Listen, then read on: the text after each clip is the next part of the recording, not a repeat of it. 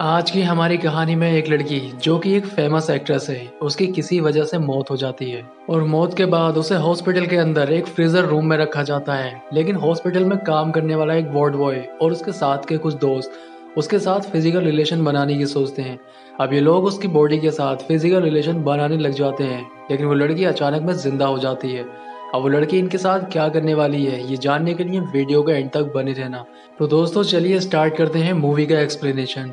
Movie जब start होती है तो मूवी की स्टार्टिंग में हमें एक लड़की की बॉडी को दिखाया जाता है। इस लड़की का नाम एना फ्लिट्स होता है, जो कि एक फेमस एक्ट्रेस है। इसकी किसी वजह से मौत हो जाती है, इसलिए इसको हॉस्पिटल के अंदर लाया जाता है। अब एना की बॉडी जिस मॉर्ग के अंदर रखी जाती है, वहां पर एक लड़के की ड्यूटी लगी होती है जिसका नाम पाओ होता है। पाओ से उसके दो दोस्त मिलने के लिए आते हैं, जिसमें एक का नाम इवान और दूसरे का जावी होता है। ये दोनों ही उसको पार्टी में ले जाने के लिए आते हैं, लेकिन पाओ उनको बताता है कि मेरी ड्यूटी अभी 1 घंटे के बाद खत्म होगी, इसलिए तुम्हें थोड़ा वेट करना होगा। इसके बाद ये तीनों ही दोस्त बाहर चले जाते हैं। बाहर जाने के बाद ये तीनों ही ड्रिंक करने लग जाते हैं।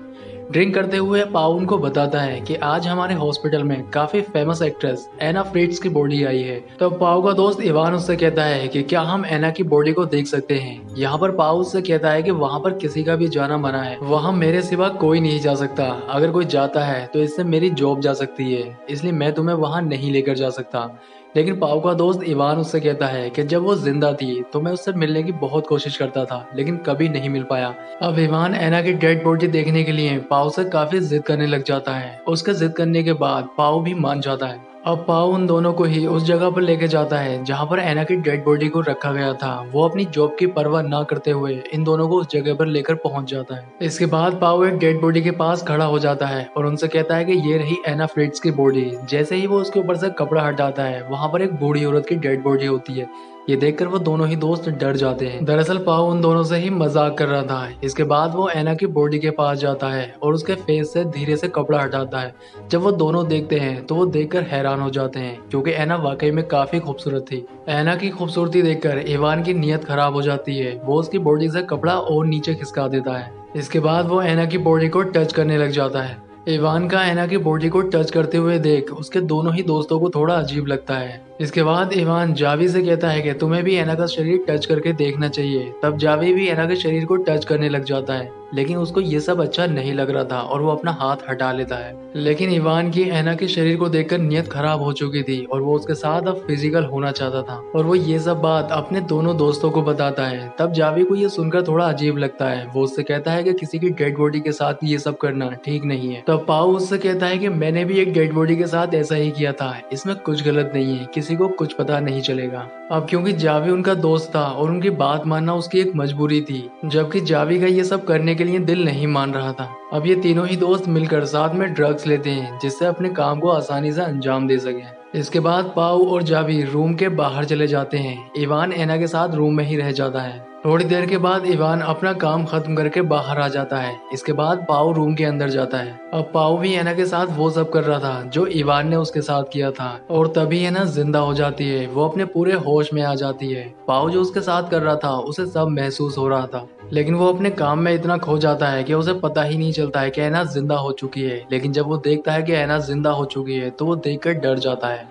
ये सब देखकर पाओ इतना डर जाता है कि वो चिल्लाने लगता है। उसके चिल्लाने की आवाज बाहर जाती है, जिससे उसके दोनों ही दोस्त अंदर आ जाते हैं। तब पाओ उनको बताता है कि एना फिर से जिंदा हो गई है। इवान जब एना को जिंदा देखता है तो वो भी डर जाता है, और वो एक बात और सोचता है कि हमने जो भी इसके साथ किया है वो सब इसको पता चल चुका है। अब ये बाहर जाकर पुलिस को भी बता देगी, इसलिए इवान एना को फिर से मारने के लिए कहता है। लेकिन जावी एना की मदद करने के बारे में सोचता है। वो एना को पानी पिलाता है और उसके शरीर पर कपड़ा ढक देता है। जावी इवान की इस बात से बिल्कुल भी सहमत नहीं था कि एना को फिर से मारा जाए। वो इवान से झगड़ा करता है। वो उससे कहता है कि तुमने जो एना के साथ किया इसकी सजा तुम्हें जरूर मिलनी चाहिए। इस बात को लेकर इन दोनों ही दोस्तों में झगड़ा होने लग जाता है, और ये झगड़ा इतना ज्यादा बढ़ जाता है कि इवान जावी को बुरी तरह से पीटने लगता है। अब पाओ आकर उनको बचा लेता है, लेकिन जावी के सिर में चोट लग जाने की वजह से वो बेहोश हो जाता है और उसके सिर से काफी ज्यादा ब्लड भी निकलता है। अब ये दोनों ही दोस्त उसको फर्स्ट एड देने का सोचते हैं, इसलिए ये उसको वहां से उठाकर ले जाने लग जाते हैं। अब ये एना और अपने दोस्त को एक दूसरे रूम में ले जाते हैं। जावी को दूसरे कमरे में ले जाते वक्त पाउल के कपड़ों पे खून लग जाता है, इसलिए उसे अपने कपड़े चेंज करने पड़ते हैं। तभी वहां पर पाउल का स्टाफ मेंबर आ जाता है। उसे देखकर एना चिल्लाने की कोशिश करती है, लेकिन वो बोल नहीं पा रही थी क्योंकि एना के अंदर इतनी भी जान नहीं थी कि वो कोई इशारा उसे कर पाती। वो अपने हाथ हिलाने की कोशिश करती है, लेकिन अपने हाथों को भी नहीं हिला पाती है। अब पाउल अपने स्टाफ मेंबर को बातों में उलझा लेता है, जिससे उसको पता न चल जाए कि एना फिर से जिंदा हो गई है। थोड़ी देर के बाद पाउल अपने स्टाफ मेंबर के साथ बाहर चला जाता है। दूसरी ओर इवान, जो कि जावी के साथ था, जब वो जावी को चेक करता है तो पता चलता है कि जावी सांस नहीं ले पा रहा था, यानी कि वो मर चुका है। थोड़ी देर के बाद पाव भी रूम के अंदर आ जाता है। जब पाव को ये पता चलता है कि जावी मर चुका है तो उसे काफी बुरा लगता है। वो रोने लग जाता है क्योंकि उनकी एक गलती की वजह से उन्होंने अपने दोस्त को खो दिया है। यहाँ पर इवान पाव को समझाने लगता है। वो उससे कहता है कि ये सब जो हुआ इसमें हमारी कोई गलती नहीं है, ये सिर्फ एक एक्सीडेंट था। अब क्योंकि एना भी उनकी ये सारी बातें सुन रही थी, तब एना उनसे कहती है कि तुमने जो भी अपने दोस्त के साथ किया है या तुमने जो भी मेरे साथ किया है, ये सब मैं पुलिस को बता दूंगी, तुम्हें पुलिस छोड़ेगी नहीं। इसके बाद इवान पाव को लेकर बाहर आता है। वो उससे कहता है कि पुलिस को अगर इस बारे में पता चल गया तो हमारी जिंदगी बर्बाद हो जाएगी और हम ऐसा कभी नहीं होने देंगे। इसके बाद इवान एक प्लान बनाता है। वो पाव से कहता है कि सबसे पहले हमें जावी की बॉडी को ठिकाने लगाना होगा, क्योंकि अगर बॉडी पुलिस के हाथ लग गई तो हम पकड़े जाएंगे। और हमें एना को भी मारना होगा, क्योंकि अगर एना जिंदा रही तो उसकी वजह से भी हम फंस जाएंगे। अंदर एना अपने आप को बेड से नीचे गिराने की कोशिश करती है और वो अपने आप को नीचे गिरा लेती है। इसके बाद वो जावी की जेब से मोबाइल निकाल कर किसी को कॉल करने की कोशिश करती है, लेकिन तभी इवान और पाव वहां पर आ जाते हैं और उसके हाथ से फोन छीन लेते हैं।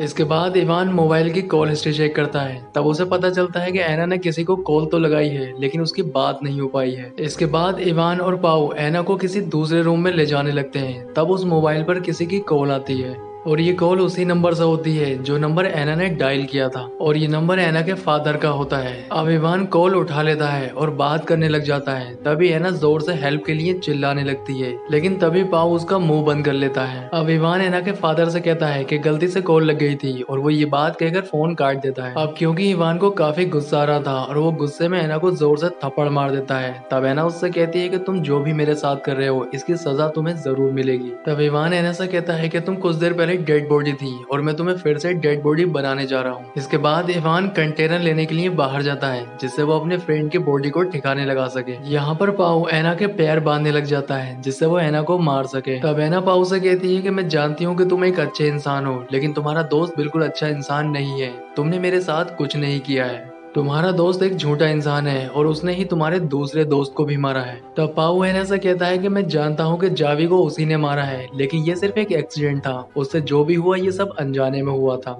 तब एना उससे कहती है कि तुम्हें कुछ पता नहीं है। जब तुम अपने स्टाफ मेंबर के साथ बाहर गए थे तब उसने ही तुम्हारे दोस्त का गला घोटकर उसे मारा है। अब एना की ये बात सुनकर पाऊ सोच में पड़ जाता है, लेकिन फिर भी वो उसके मुंह पर टेप लगा देता है और इसके बाद वो वहां से बाहर चला जाता है। पाओ के बाहर जाने पर एना अपने आप को खोलने में कामयाब हो जाती है और रूम के अंदर से खिसकती हुई वो बाहर आ जाती है। जब इवान वहां पर पहुंचता है तो एना वहां नहीं होती है। अब वो ये बात जाकर पाओ को बताता है। ये दोनों ही एना को ढूंढने लग जाते हैं। आगे हमें दिखाया जाता है एना खिसकती हुई लिफ्ट के पास पहुंच जाती है। अब वो लिफ्ट का दरवाजा बंद कर ही रही होती है, तभी इवान वहां पहुंच जाता है और वो फिर से एना को वापस ले आता है। आगे हम देखते हैं कि पाओ इवान से कहता है कि तुमने ही जावी को मारा है। तब इवान उससे कहता है कि हाँ, मैंने ही जावी को मारा है, लेकिन वो सिर्फ एक एक्सीडेंट था। तब पाओ उससे कहता है कि वो एक एक्सीडेंट नहीं था, बल्कि तुमने जावी को गला घोटकर मारा है। ये बात मुझे पता चल चुकी है। अब इवान पाओ पर गुस्सा करता है। वो उससे कहता है कि तुम्हें ये सब एना ने बताया है, वो ये सब झूठ बोल रही है। तुम्हें एना की बात पर यकीन नहीं करना चाहिए। इसके बाद इवान एना को मारने का प्लान बनाता है। वो एक कपड़ा लाता है और उसको पाओ के हाथ में दे देता है। वो उससे कहता है कि तुम ये कपड़ा लगाकर एना की सांसें रोक दो, लेकिन पाओ वो कपड़ा वापस इवान को दे देता है। वो उससे कहता है कि तुमने ही जावी को मारा है, इसलिए तुम ही अब एना को मारोगे। लेकिन इवान गुस्से में पाओ के हाथ में कपड़ा देकर एना का दम घोटने लग जाता है, जिससे थोड़ी देर के बाद एना फिर से मर जाती है। आगे सीन में हमें दिखाया जाता है इवान अपने दोस्त की बॉडी कंटेनर में डालकर बाहर ठिकाने लगाने के लिए चला जाता है। दूसरी ओर पाओ एना की बॉडी को साफ करके उसके ऊपर कपड़ा ढक देता है और वहां से जाने लगता है। लेकिन जाने से पहले वो फिर से एक बार एना के चेहरे से कपड़ा हटाता है। तब हम देखते हैं कि एना जिंदा होती है। दरअसल ये एना और पाओ दोनों का ही प्लान होता है, क्योंकि एना पाओ से जब ये कह रही होती है कि तुमने मेरे साथ कुछ नहीं किया है, तब पाओ को ऐसा लगता है कि एना शायद अगर जिंदा भी रही तो वो उसे नहीं फंसा वापस आएगी तब वो उसके साथ मिलकर ये प्लान बनाता है। जिस समय पाओ ऐना के मुंह पर कपड़ा रखकर उसका दम घोटने की कोशिश कर रहा होता है, उस समय ऐना मरने की सिर्फ एक्टिंग करती है। आगे सीन में हमें दिखाया जाता है कि इवान अपने दोस्त की बॉडी को ठिकाने लगाकर वहां आ जाता है।